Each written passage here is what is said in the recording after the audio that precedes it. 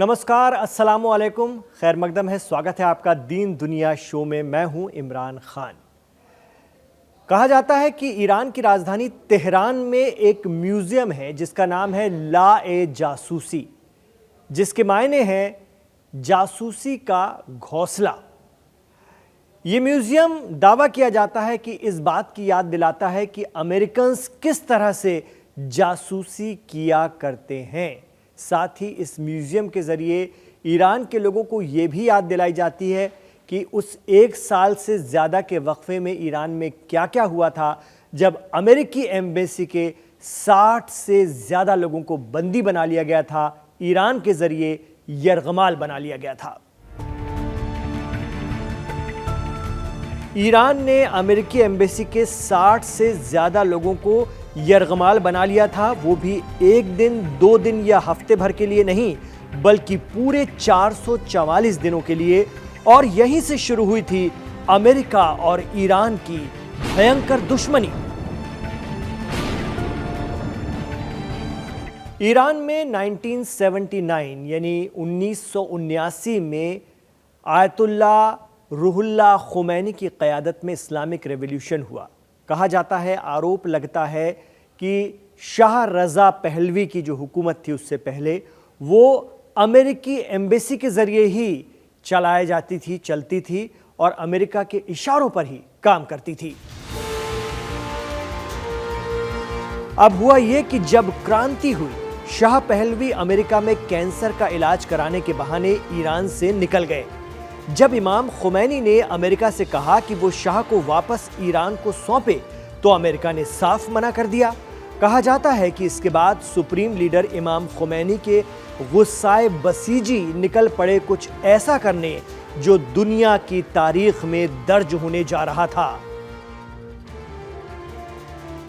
तो ईरान में बसीज या बसीजी क्या होते हैं, ये हमने आपको पिछले दिनों एक वीडियो में बताया था तफसील से दीन दुनिया शो में, और आपने इस वीडियो को खासा पसंद भी किया था। यदि आपने ये वीडियो नहीं देखा है तो लाइव हिंदुस्तान चैनल पर दीन दुनिया प्लेलिस्ट में जाकर इस वीडियो को जरूर देखिए। तो 4 नवंबर 1979 को वो दिन था जब बसीजियों ने तेहरान में अमेरिकी एम्बेसी को घेर लिया। खबर मिली तो अमेरिका एक्शन में आया, लेकिन बहुत देर हो चुकी थी। सुप्रीम लीडर के बसीजी अमेरिकी एम्बेसी में दाखिल हो गए थे। ईरानी मीडिया की माने तो एम्बेसी में मौजूद अमेरिकी कर्मचारियों और अहलकारों ने सारे पेपर्स थ्रेडिंग मशीनों में डालकर सबूत मिटा दिए। एम्बेसी का सारा स्टाफ कब्जे में ले लिया गया। कहा जाता है कि उस वक्त अमेरिका ने अपने लोगों को ईरान के कब्जे से छुड़ाने के लिए तमाम तरह की जद्दोजहद की, सारे हथकंडे अपनाए, लेकिन सब फ्लॉप हो जाते थे। जब हम इस इतिहास को अलग अलग किताबों के जरिए पढ़ते हैं तो मालूम चलता है कि उस वक्त के अमेरिकी प्रेसिडेंट जिमी कार्टर के लिए यह मुद्दा गले की फांस बन गया था। और आयतुल्लाह खुमैनी ने भी तय कर लिया था कि अमेरिकी इलेक्शन पूरे हो जाने तक वो एम्बेसी के बंधकों को नहीं छोड़ेंगे। जैसे अमेरिका ने शाह पहलवी को सौंपने से मना किया था, वैसे ही ईरान ने भी बंधक छोड़ने से साफ इनकार कर दिया। हत्ता कि अमेरिकी इलेक्शन में जिमी कार्टर सरकार की ये नाकामी बड़ा मुद्दा बन गई और ईरान में बंधक अमेरिकी शहरियों को ना छुड़ा पाने की वजह से वो चुनाव हार गए। हालांकि इससे पहले अमेरिका ने वहां पर तमाम कोशिशें करके देख ली, यहां तक कि ईरान में तेहरान में वो एम्बेसी जहां पर अमेरिकी लोग बंधक थे, डायरेक्ट एक्शन करके उन्हें छुड़ाकर निकालने का एक खुफिया प्लान भी अमेरिका ने बनाया, जिसे ऑपरेशन ईगल क्लॉ का नाम दिया गया। ये एक रेस्क्यू ऑपरेशन था।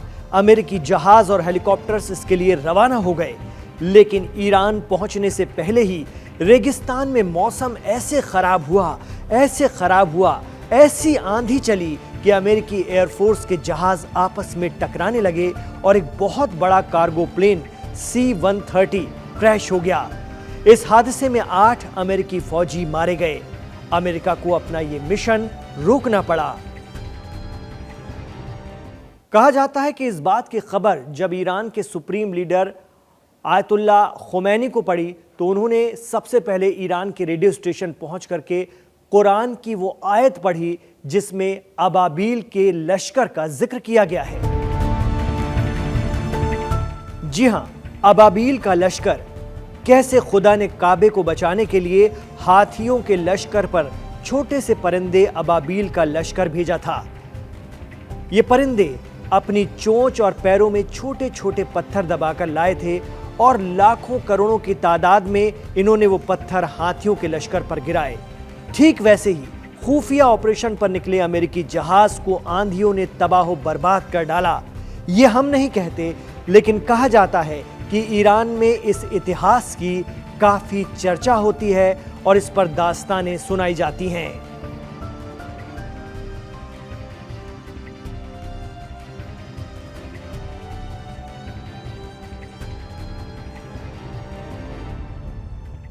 बाद में 1980 में प्रेसिडेंट जिमी कार्टर की हार के बाद चुनाव में रोनाल्ड रीगन अमेरिका के नए सदर बने।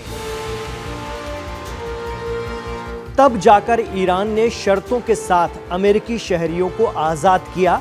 हालांकि खवातीन, बच्चों और स्याह अमेरिकियों को पहले ही छोड़ दिया गया था। तो ऐसे हैं ईरान के बसीजी, ऐसे हैं सुप्रीम लीडर के बसीजी। और सुप्रीम लीडर के बसीजियों में खवातीन, बच्चे, बुजुर्ग सभी लोग शामिल हैं और ये लोग ईरान के अलग अलग सेक्टर में वॉलंटियर्स के तौर पर काम करते हैं। एक बार हम फिर बसीजियों के कारनामे और इनकी चर्चा इसीलिए कर रहे हैं क्योंकि ईरान में 26 नवंबर से 2 दिसंबर तक हर साल बसीजी वीक या हफ्ते बसीज मनाया जाता है। और आज यानी 25 नवंबर को सुप्रीम लीडर खामनेई ने बसीजियों से खिताब करते हुए कहा कि इस्राएल के पीएम नेतन्याहू को सिर्फ वॉर क्रिमिनल कहना और उनकी गिरफ्तारी का हुक्म ही काफी नहीं है। नेतन्याहू को सजाए मौत होना चाहिए। सिर्फ उन्हें ही नहीं, इस्राएल के डिफेंस मिनिस्टर रहे योआव गैलेंट को भी यही सजा मिले। इंटरनेशनल क्रिमिनल कोर्ट ने पीएम नेतन्याहू के खिलाफ गजा में मजलूमों पर जुल्म करने का इल्जाम साबित होने पर गिरफ्तारी वारंट जारी किया है। اون کاری که اینا کردن پیروزی نیست، جنایت جنگی است. حکم بازداشتش رو صادر کردن، کافی نیست. حکم اعدام نتانیاهو.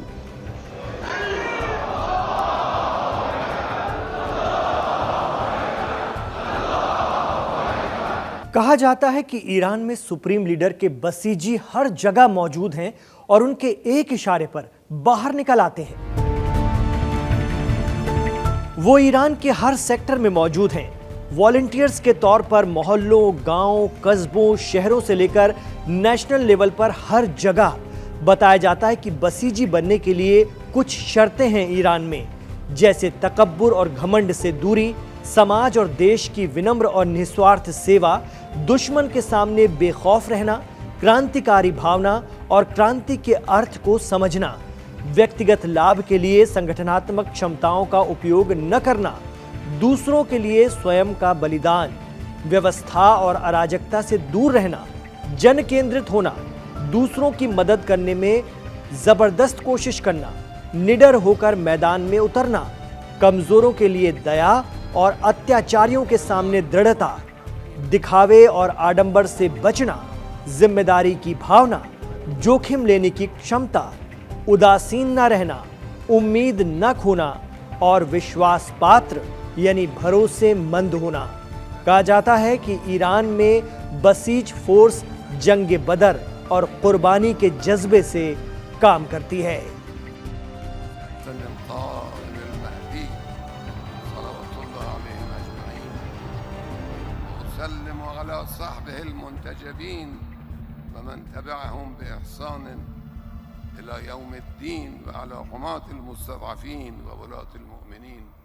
तो आज का हमारा दीन दुनिया शो आपको कैसा लगा? कमेंट बॉक्स पर आप ज़रूर आइए और हमें बताइए। साथ ही इमरान खान के साथ आखिर तक कनेक्ट रहने के लिए आपका बहुत बहुत शुक्रिया।